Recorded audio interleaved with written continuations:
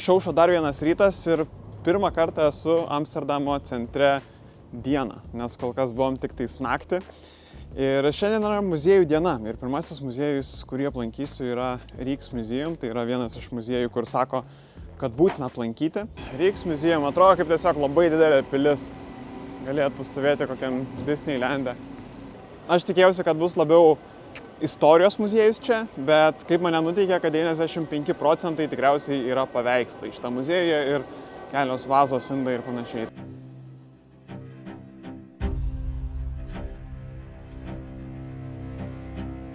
Vienas iš seniausių nuotraukų pasaulyje. Atrodo kaip piešinukas.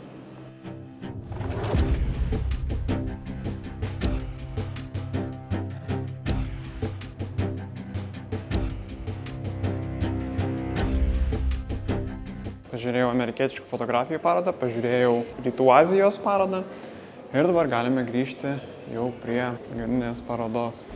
Dėl paveikslo tai tikrai nemelavo.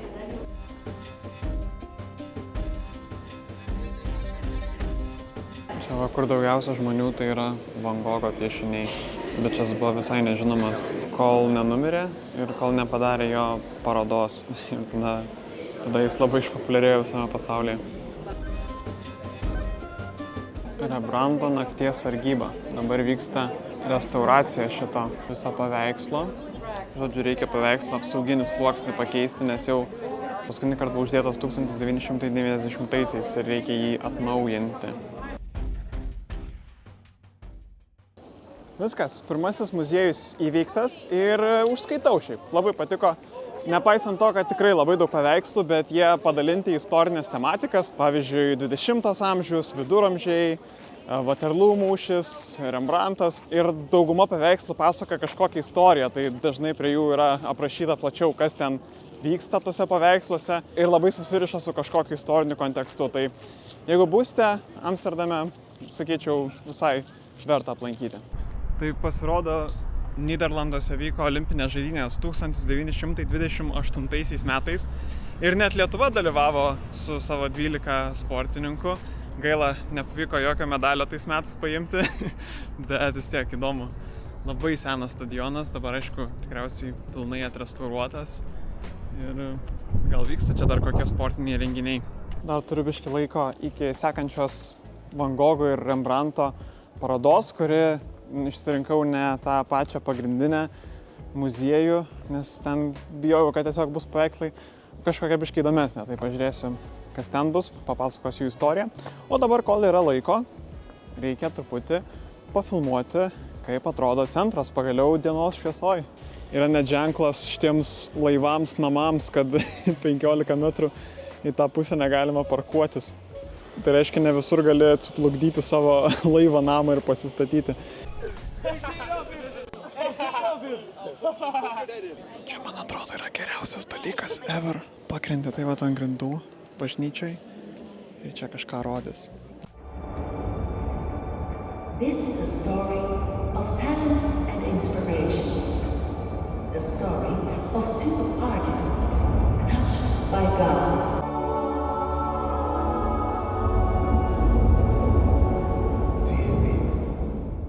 Buvo klaida padaryta, kad atsiguliau, nes taip patraukė į miegą. Ta muzika, tie vaizdiniai besisukantis ant lubų, vos atsilaikiau. Amstelio upė, šokantis namai, kažkieno vonia padėta. Centras, galima sakyti, bet keista, nes kol kas viena iš ramiausių vietų čia.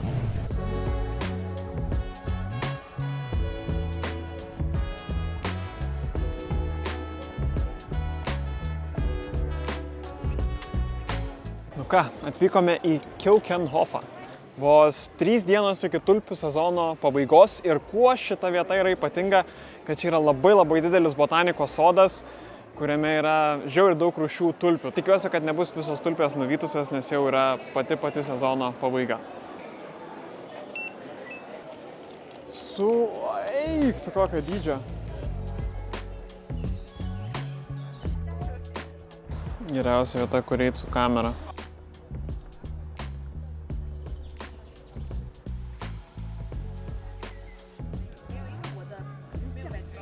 O čia biškai gaila, nes visas šitas laukas turėtų būti gėlės. Vien gėlės. Savo kaip greit sukasi. Net netikėjau, kad taip greitai tie malūnai sukasi, nes jau sparnai tai ganėtinai masyvus atrodo.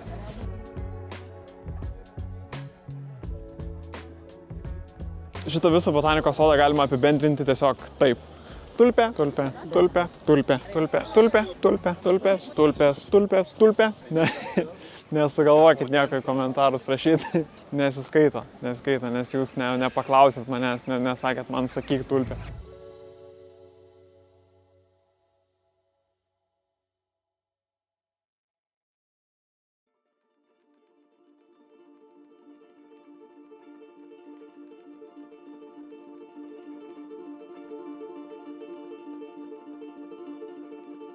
Kuo garsus miestelis Zandyk? Pagrindinis tai yra malūnai, dar sūrį irgi pradėnėja, bet nežinau, kiek populiaru čia. Vienas iš tikslų buvo mano atvažiavus pamatyti būtinai malūnus, kaip būna tose atvirukuose gražiai išdėstyti. Ore šokolado kvapas, labai šiaip stiprus, tokio juodo, stipraus šokolado. Čia tikriausiai gal ir tas ir yra fabrikas šokolado. Mes eisim per tiltą čia ar Čia, nes kitaip čia gali perskelti skeltų ir blogiausia atveju galim grįžti. Bet čia fainai, čia man toks labai olandiškas vaibas, bet tuo pačiu nėra Amsterdamo chaoso.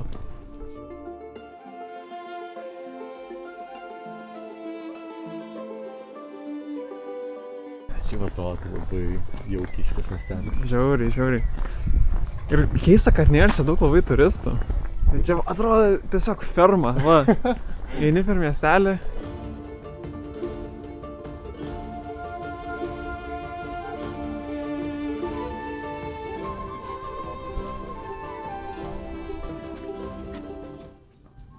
Eiktas, šiaip, aš niekad nesu iš to tokio didelio rutulio sūrio valgęs. Aš gal apie kokį rutulį čia šneki. Nu, vieta tokia, kaip, nežinau, forma padanga. Čia kuo toliau, tuo gražiau viskas darosi. Saulė tokia auksinė. Atėjome pačią gražiausią vietą nuotraukai ir saulėlydžiui. Tiesiai prieš malūnus. Aik, tu sau.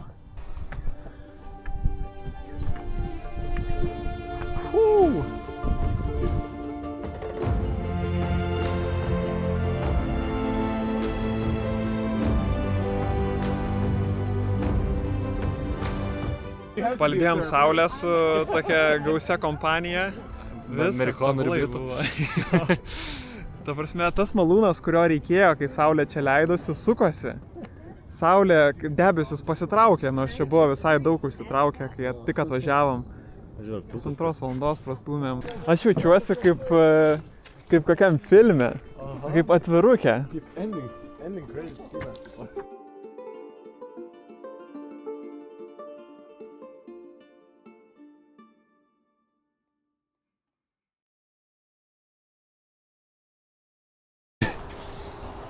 Nu. Savitarna. Jūs promo code nereikia. Pay. Kantinė jaučiu. Čia tiesiog kaip mako tas, kur bando viską pridėk. Tai viskas dar lauktas? Ieško produkto. Ateis dabar žmogus. O, rado. O tai iš kur pica iškris iš apačios šiandien? Ar iš čia? Turi daivat jau laukti. Su rankom šauna. Laimė, taip sūrių čia pradeda kristi. Jo, čia iš viršaus pučia kvapą, kad skanu būtų. Bet tikrai ne taip kepa. Dar 10 sekundžių. Čia gal jau reikia pasiruošti, tai vat gaudyti ją. Prapačiai išlina. Iškart supakuota. Ką, skanaus? Skanaus, čia vat tiltas pakeliamas fone. Čia sukasi malūnas. Nieko nebėra. Mašinos padaryta margarita. Kokie liūdnai. Spjausia tikiuosi. Gal jie peilių neturi ten viduj. Jaučiu, kad reiks plėšti. Nu gerai, valgysiu taip. Sveiki visi. Food review. Nu, Vėgės batonas su sūriu. Padažu. Bet tau mašiną padarėm, ne žmogus. Mašiną padarėm, bet kokie 5 iš 10. 3. Tai iš viso 8 bendras. Bendras 8.